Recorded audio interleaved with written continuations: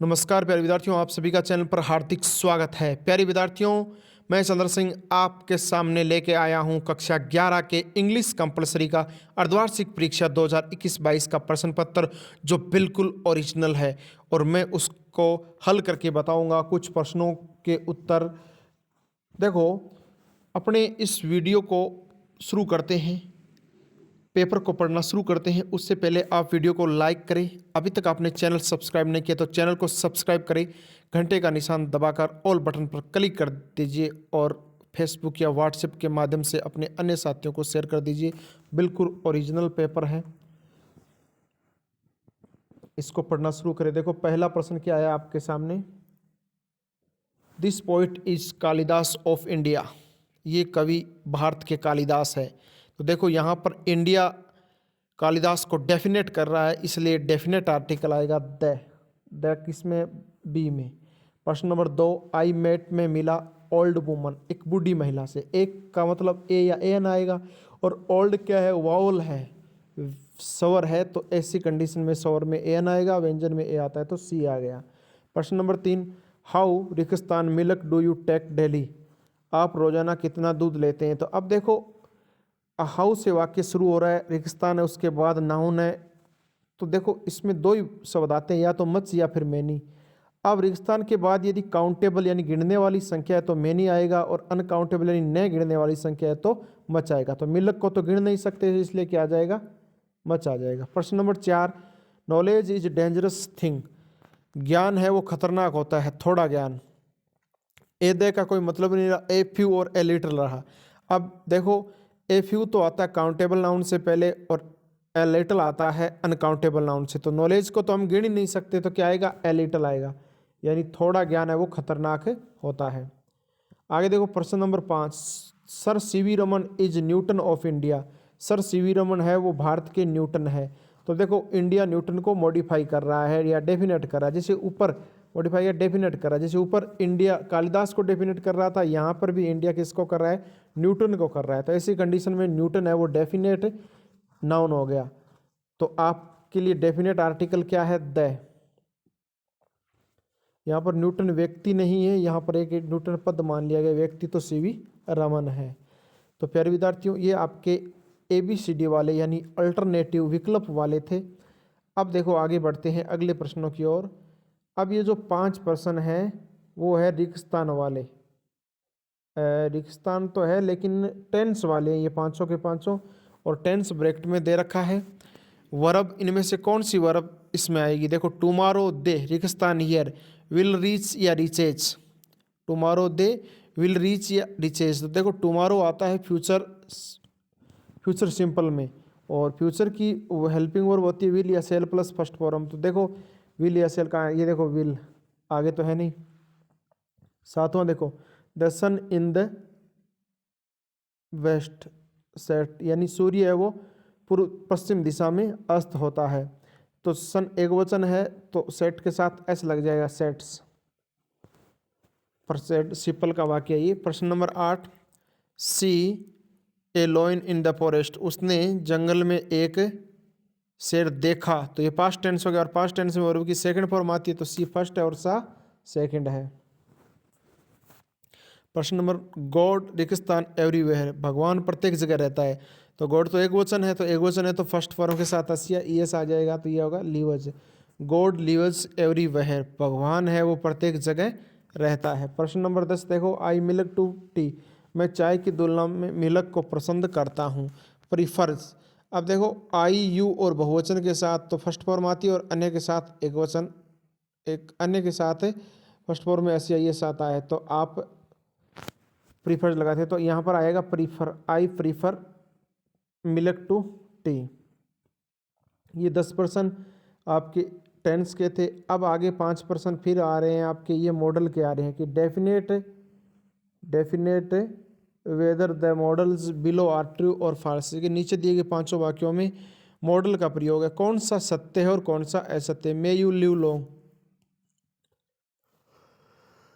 तुम्हारी लंबी उम्र हो। तो इसमें क्या है कि यहाँ पर मैं मॉडल सही है भले इसके लिए, तो आप कर दीजिए true. Could you help me please, क्या आप मेरी सहायता करोगे, इसमें भी ये भी सही है। अच्छा, इसमें ये सही है तो आप सही वाले पर निशान लगाओ, ट्रू पर। You could help your brother, तुम्हें तुम्हारे भाई की सहायता है, तो इसमें शुड आना चाहिए था, तो ये क्या हो गया, गलत हो गया। ये क्या हो गया, गलत है, तो फॉल्स कर दो। प्रश्न number 14, would that I were A bird, काश में एक पक्षी होता, तो बिल्कुल वुड का यहाँ पर सही अर्थ है, तो आप क्या कर दो, ट्रू कर दो।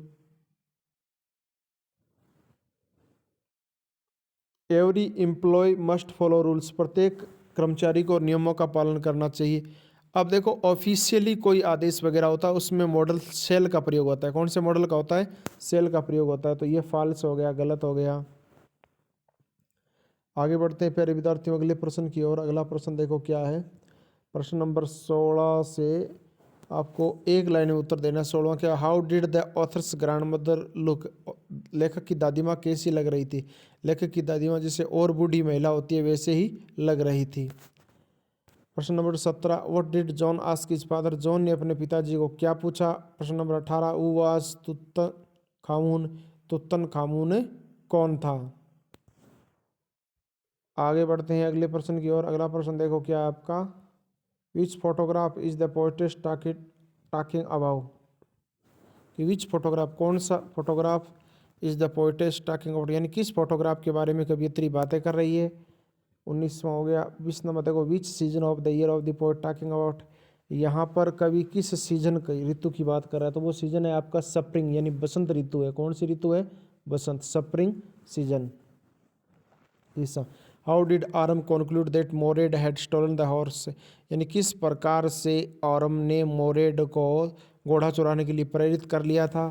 प्रश्न number 22, why did Mrs Darling frequently visit to Mrs SS house, क्यों मिसेज डॉर्लिंग है वो बार बार एसएस के घर जा रही थी। और 23वां प्रश्न है, how did Ranga honour the narrator Ranga's marriage, कि किस प्रकार से रंगा है वो वर्णनकर्ता का सम्मान करता है। आगे बढ़ते हैं अगले प्रश्नों की ओर। अगला प्रश्न फिर आपकी स्क्रीन पर आ गया। अगला प्रश्न नंबर 24 है कि what did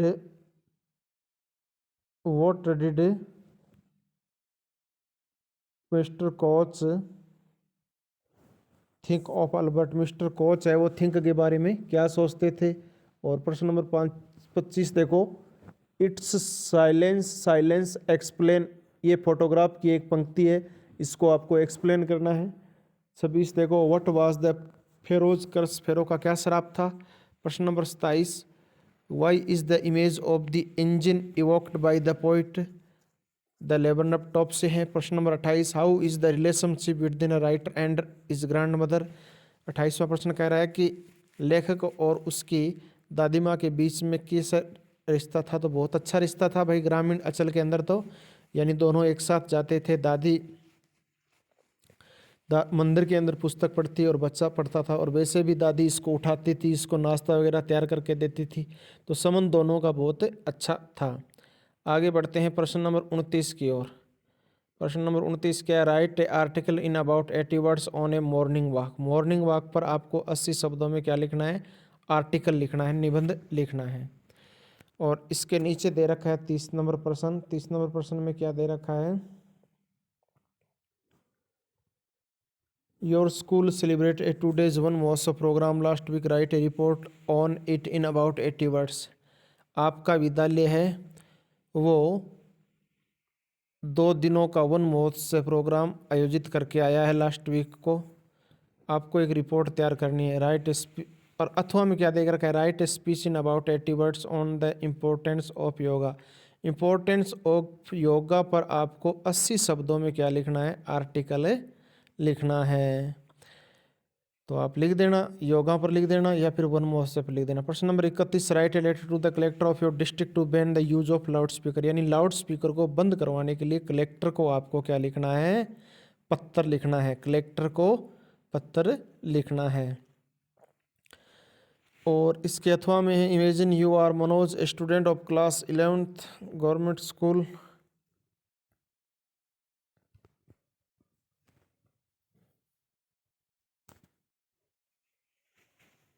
government secondary school Jaipur, write an application to the principal of your school complaining about the poor condition of your classroom, यानी आपके कक्षा की दयनीय स्थिति है, तो आप प्रधानाचार्य को पत्र लिखो, तो या तो कलेक्टर वाला लिख दो या फिर प्रधानाचार्य वाला पत्र लिख दो। तो प्यारे विद्यार्थियों, दोनों में से कोई एक करना है, दोनों आपको नहीं करनी है।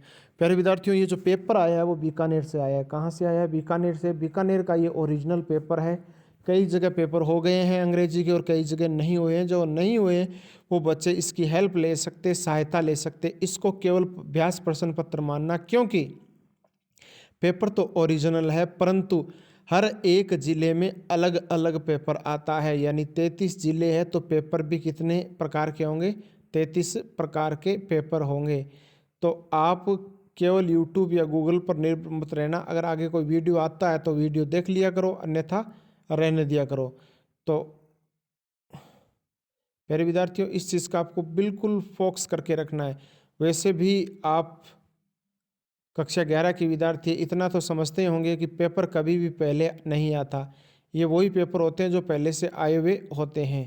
पहले पेपर है वो नहीं आता, सील आपके सामने खोली जाती है। तो प्यारे विद्यार्थियों, यदि ये वीडियो आपको पसंद आया है तो आप लाइक करें। अभी तक आपने चैनल सब्सक्राइब नहीं किया तो चैनल को सब्सक्राइब करें और घंटे का निशान दबाकर ऑल बटन पर भी क्लिक कर दीजिए और फेसबुक व्हाट्सएप के माध्यम से अन्य साथियों के साथ शेयर कर दीजिए।